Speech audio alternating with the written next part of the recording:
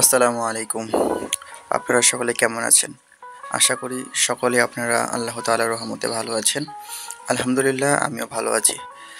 তো সম্মানিত বন্ধুরা, গত ভিডিওতে আমি আপনাদেরকে দেখিয়েছিলাম যে দিনাজপুরের বড় মাঠের কেন্দ্রীয় জামে মসজিদটিকে আপনাদেরকে আমি দেখিয়েছিলাম এবং সেই ভিডিওতে আমি আপনাদেরকে বলেছিলাম যে সেখানে গিয়ে কিন্তু আমার একজন আতর বিক্রেতা ভাইয়ের সাথে দেখা হয় এবং সেই বিক্রেতা ভাইটিকে আপনারা অবশ্যই সকলে চিনে থাকবেন, কারণ দিনাজপুর শহরে তিনি একমাত্র ভ্রাম্যমাণ আতর বিক্রেতা নামে পরিচিত।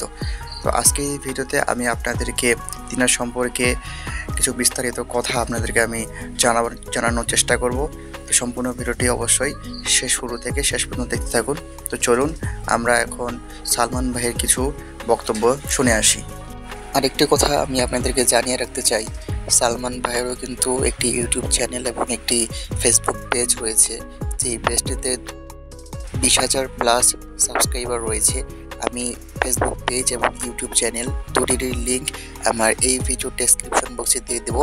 আপনারা একটু তিনার চ্যানেল এবং পেজ ঘুরে দেখতে পারেন। তো চলুন এখন মূল ভিডিওতে প্রবেশ করি।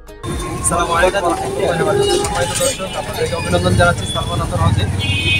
দিনাজপুরে মোটামুটি সবাই আমাকে চিনেন। সালমান আতর হাউস আমার একটা পেজ আছে এবং দিনাজপুরে একমাত্র ভ্রাম্যমাণ আতর হিসাবে, ভ্রাম্যমাণ আতর ব্যবসায়ী হিসেবে একমাত্র আমি দিনাজপুরে আছি।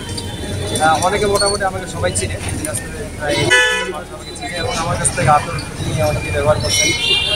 সো অনেকে আমাকে বিভিন্ন সময় বিভিন্ন জায়গায় খুঁজে যে আপনাকে কোথায় পাওয়া যাবে। যেহেতু আজকে শুক্রবার, জুমার দিন, আর সাধারণত জুমার দিনে আমি কেন্দ্রীয় মসজিদ, যেটাকে আমরা বড়মাঠ কেন্দ্রীয় মসজিদের সামনে এখানে দোকান করি। সো যারা আমাকে খুঁজেন অবশ্যই শুক্রবারের দিনে জুমার নামাজ থেকে নিয়ে এশার নামাজ পর্যন্ত আমি এখানে থাকি।